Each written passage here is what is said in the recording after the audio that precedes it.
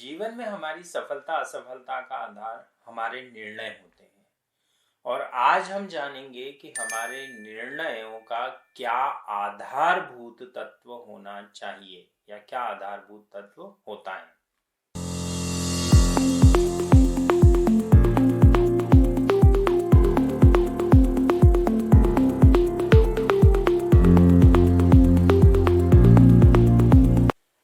अगर आप इस वीडियो को पूरा अंत तक देखें तो ये तय है कि आपके जीवन की 90% समस्याएं समाप्त हो जाएंगी जो आपके गलत या सही निर्णय जो भी उस परिस्थिति जन्य निर्णय से पैदा होती हैं।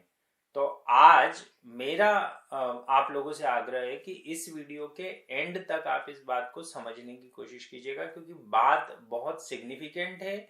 उसका एक भी सूत्र बीच में से कहीं छूटता है तो आप अंत में जहां पहुंचेंगे वो गड़बड़ हो जाएगा। हमारे मामले में जीवन में बार बार हमको ये समस्या आती है कि सही क्या है गलत क्या है। एक पर्टिकुलर चीज में निर्णय यदि आपको लेना हो, एक पर्टिकुलर विषय पे आपको यदि निर्णय लेना हो, तो अगर सही और गलत के बीच निर्णय हो तब तो बहुत सामान्य निर्णय हो जाता है कि आप सही को चुन लेंगे। पर दो सही चीजों के बीच के निर्णय जब करने होते हैं जो बिल्कुल ठीक लगती हैं, बिल्कुल धर्ममय लगती हैं, बिल्कुल लीगल लगती हैं, बिल्कुल एथिकल लगती हैं, उन चीजों के बीच में जब आपको निर्णय लेने होते हैं तो आप एक समस्या में फंस जाते हैं जिसको हम टर्म में बोलते हैं एथिकल डायलेमा। इस एथिकल डायलेमा में जब भी आप फंसते हैं तो आपको ये प्रश्न नहीं उठता कि सही और गलत के बीच में क्या चयन किया जाए। यहाँ प्रश्न उठता है कि दो सही चीजों के बीच में कैसे चयन किया जाए। तब आपको क्या रेफर करना चाहिए। जैसे फॉर एग्जांपल मान लीजिए आप एक कंपनी चला रहे हैं और आप हमेशा दो चीजों पे काम करते हैं। एक होता है अपने कस्टमर्स के लिए का सेटिस्फेक्शन, दूसरा होता है आपके शेयर होल्डर्स की वैल्यू या आपकी कंपनी की प्रॉफिटेबिलिटी। अब इसको करने के दौरान आप बहुत हद तक ऐसी चीजें कर जाते हैं जो आपके प्रॉफिट्स को तो रेज करती हैं, बट वो कई जगह अनएथिकल होती है, कई जगह इलीगल तक हो सकती है, या कई जगह सिर्फ आपकी कॉन्शियसनेस या सोशल इम्पैक्ट उसका गलत आता हो और फिर भी आपको वो कई बार चीजें गलत नहीं लगती। जैसे फॉर एग्जांपल हम बिल्कुल बेसिक चीजों पे ध्यान दें कि आप एक दुकान चला रहे हैं और दुकान में आप डिस्प्ले ऐसा बनाते हैं कि वो आगे तक रोड रोक लेता है आपके यहाँ की। अब आपका एक व्यापारी धर्म ये बोलता है कि आपको प्रॉफिटेबल बनाए रखना है तो आपका डिस्प्ले लोगों तक पहुंचना चाहिए, लोगों को अट्रैक्ट करना चाहिए, सुंदर होना चाहिए। पर आपका एक नागरिक धर्म है जो ये बोलता है कि आपको रोड ब्लॉक नहीं करनी चाहिए। अब आपके बीच में आपका अंदर का व्यापारिक धर्म और नागरिक धर्म में आपस में हो जाता है विवाद, जो आपको समझाता ये है कि अगर मैं व्यापारी हूं तो मेरे लिए प्रॉफिट सबसे ज्यादा महत्वपूर्ण है कई बार। और इस वजह से आप क्या करते हैं, बहुत सारी अनएथिकल चीजों को एक के बाद एक शुरू करते हैं और ये एक स्पाइरल बन जाता है। एक बार आपने एक अनएथिकल चीज शुरू की तो दूसरी करेंगे, फिर दूसरी की तो तीसरी करते जाएंगे और फिर आप प्रॉफिट्स को सेंटर बना के बहुत सारी चीजें करते हैं। इसका परिणाम ये होता है कि आप अपने जीवन को बहुत घातक रूप से, व्यक्तिगत रूप से नुकसान पहुंचाते हैं, अपने व्यापार को नुकसान पहुंचाते हैं और अपने राष्ट्र और समाज को भी नुकसान पहुंचाते हैं। तो फिर हम करें क्या? तो हम वो करें जो रतन टाटा करते हैं, हम वो करें जो नारायण मूर्ति करते हैं। तो हम समझने की कोशिश करें कि नारायण मूर्ति ने और रतन टाटा ने या जे.आर.डी. टाटा ने या जमशेदजी टाटा ने जिस तरह के बिजनेसेस खड़े करें या अजीम प्रेम जी ने जैसे बिजनेसेस खड़े करें, क्या हम वो खड़े कर सकते हैं? हाँ, हम निश्चित तौर पे खड़े कर सकते हैं। हमको सिर्फ उनके एथिकल सिलेक्शंस या डिसीजन मेकिंग प्रिंसिपल्स को समझना पड़ेगा। ये डिसीजन मेकिंग प्रिंसिपल होता है धर्म। आपका फाइनल रेफरेंस पॉइंट आपका प्रॉफिट, आपका हित, आपके बच्चों का हित, आपकी कंपनी का हित नहीं होना चाहिए। आपका फाइनल रेफरेंस पॉइंट, चाहे पर्सनल लाइफ में काम कर रहे हो चाहे प्रोफेशनल लाइफ में काम कर रहे हो, आपका फाइनल रेफरेंस पॉइंट होना चाहिए धर्म। आपका उस समय उस परिस्थिति में धर्म देश काल परिस्थिति को ध्यान में रखकर क्या निर्णय लेता है, वह आपका निर्णय होना चाहिए।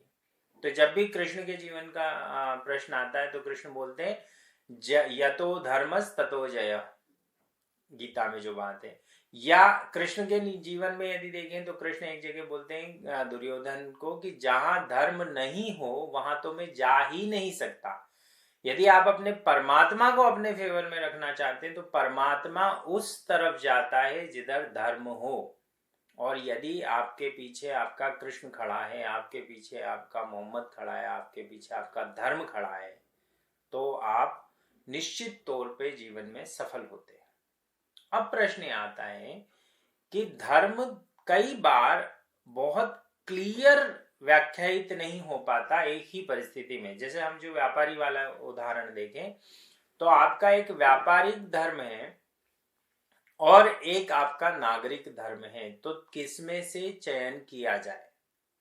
यहां पे हमारे शास्त्रों की व्याख्या ये मिलती है कि जब भी जिसमें सर्वजन हिताय सर्वजन सुखाय हो या बहुजन हिताय बहुजन सुखाय हो, वो धर्म के उस हिस्से का चयन आपको करना चाहिए। यानी जब आपको व्यक्ति और परिवार के लाभ और हित में से किसी एक को चुनना पड़े तो आपको परिवार का चयन करना चाहिए।